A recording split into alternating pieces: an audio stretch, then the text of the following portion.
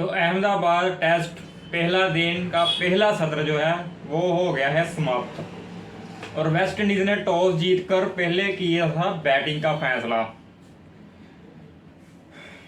और West Indies का score है अभी पहले सत्र के बाद 90 रन और 5 विकेट।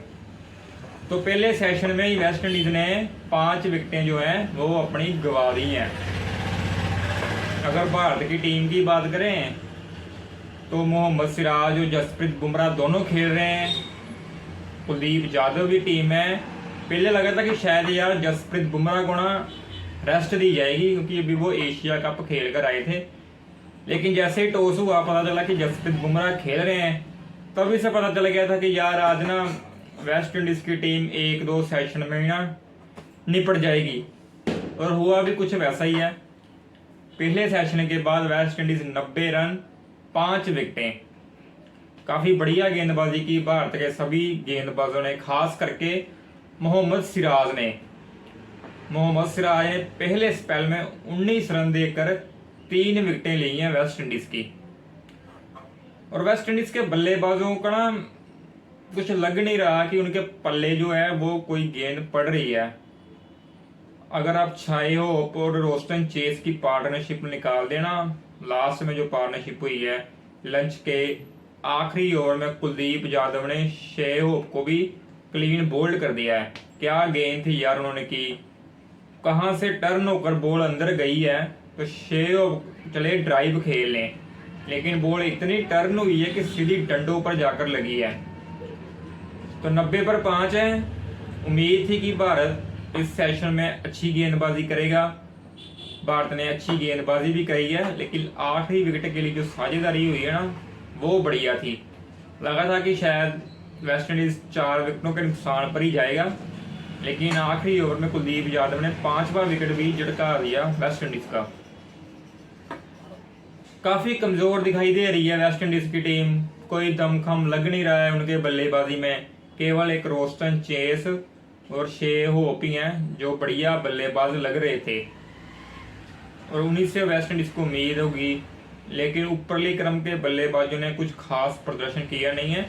अगर आप सबकी एवरेज भी देखो ना यार, सभी बल्लेबाज इनके 11 के 11 प्लेयरों की, तो किसी की एवरेज भी 30 के ऊपर नहीं है, सिवाय एक जो उनके ओपनर है चंद्रपोल, उनकी एवरेज है 31।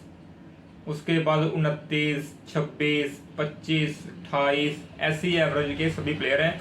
तो आप सोच ही सकते हो कि वेस्ट इंडीज कहाँ सर्वाइव करेगा यार इस भारतीय टीम के आगे, वो भी भारतीय ग्राउंड में।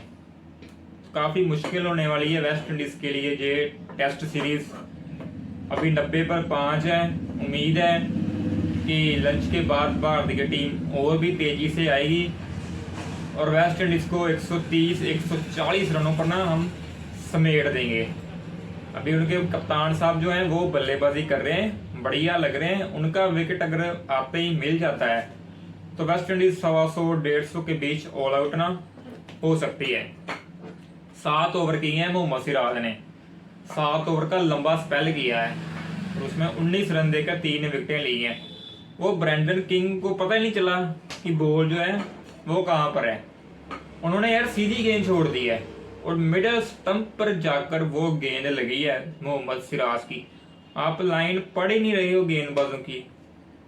और इसमें वेस्ट इंडीज के बल्लेबाजों का भी कोई कसूर नहीं है, कोई क्वालिटी नहीं है उनके बल्लेबाजी में। पिछली 22 सीरीज अगर देखें ना हम भारत और वेस्ट इंडीज के बीच, उसमें 9 सीरीज जो है वो भारत जीता है और 13 सीरीज जीता है भारत, और 9 सीरीज जो रही हैं वो ड्रॉ रही हैं। तो एक तरफा ट्रैफिक है जे, क्योंकि इतनी क्वालिटी नहीं है, इतनी बढ़िया टीम नहीं है वेस्ट इंडीज की।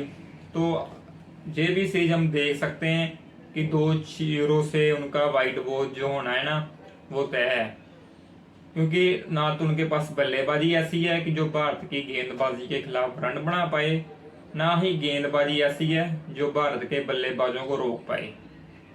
तो ये बल्लेबाजी क्रम को वेस्ट इंडीज़ के लिए आउट करना ना काफ़ी मुश्किल है।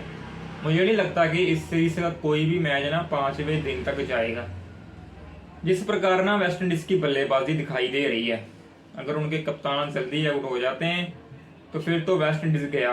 और उम्मीद है कि लंच के बाद भारत फिर से एक बार बढ़िया गेंदबाजी करेगा और वेस्ट इंडीज को जल्दी से आउट कर बल्लेबाजी करने के लिए उतरेगा।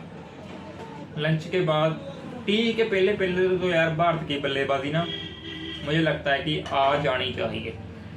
अगर टी तक वेस्ट इंडीज बल्लेबाजी कर गया तो जहाँ से वो 90-100 रन ना बना ही लेगा, क्योंकि उनके खेलने का जो रवैया है वो तेज ही खेलेंगे, रुक कर उन्हें खेलना नहीं आता है। वो बल्ला घुमाएंगे, वो चाहेंगे कि जितने भी रन जहाँ से आ सकते हैं आ जाएं, लेकिन कुलदीप यादव, वॉशिंगटन सुंदर, रविंद्र जडेजा को खेलना इस पिच पर ना थोड़ा सा मुश्किल हो सकता है। कितनी टर्न कराई है यार कुलदीप यादव ने वो लास्ट गेंद, तो कुलदीप यादव को भी 1 विकेट मिला है, बुमराह को 1 विकेट मिला है। सबसे सफल गेंदबाज रहे हैं मोहम्मद सिराज। तो कड़ी परीक्षा होगी वेस्ट इंडीज की लंच के बाद भी, लंच के बाद ही नहीं इस पूरी सीरीज में वेस्ट इंडीज की कड़ी परीक्षा होने वाली है, क्योंकि भारत को आकर भारत में हराना इतना आसान नहीं है यार किसी भी टीम के लिए।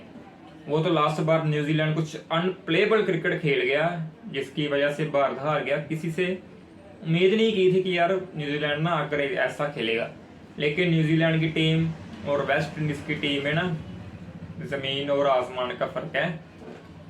तो वेस्ट इंडीज लगता नहीं है कि भारत को कोई टक्कर दे पाएगा जिस प्रकार उनका पहले सेशन में खेल रहा है। हालांकि विकेट पर नमी थी, शुभमन गिल ने कहा भी था कि अगर हम टॉस जीतते ना तो हम पहले गेंदबाजी ही करते, लेकिन वेस्ट इंडीज ने कहा कि यार भारत की पिचों पर ना हम चौथी बल्लेबाजी नहीं करना चाहते हैं, इसलिए हम पहले टॉस जीतकर बल्लेबाजी करेंगे कि हम चौथी इनिंग्स में बल्लेबाजी करने से बच जाएं।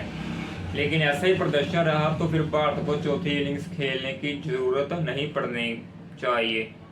उम्मीद यही है कि भारत एक ही इनिंग खेलेगा और पहली इनिंग में लंबे रन बनाएगा और वेस्ट इंडीज को ये मैच हम एक इनिंग से भी हरा सकते हैं। नजरें होंगी लंच के बाद जसप्रीत बुमराह पर, मोहम्मद सिराज पर और कुलदीप यादव पर कि वेस्ट इंडीज की पारी को जल्दी से जल्दी समेटा जाए। पहले सेशन तक वेस्ट इंडीज ने स्कोर बना दिया है 90 पर 5। एक बार आपको फिर बता दें, टॉस जीतकर वेस्ट इंडीज ने पहले बल्लेबाजी की है। 42 रनों पर उनके 4 विकेट थे। उसके बाद शे होप और रेस्टोरेंट चेस के बीच बढ़िया साझेदारी हुई है और उस साझेदारी को तोड़ा है जब कुलदीप यादव ने लंच से पहले आखिरी ओवर में। तो अभी वेस्ट इंडीज का स्कोर है 90 रन 5 विकेटें। देखते हैं लंच के बाद भारत वेस्ट इंडीज की पारी को कितनी जल्दी समेट पाता है कि नहीं समेट पाता है। हमें तो उम्मीद है कि भारत लंच के बाद बैटिंग करने के लिए आएगा। आपको क्या लगता है नीचे कमेंट करके राय दें और चैनल भी सब्सक्राइब करें।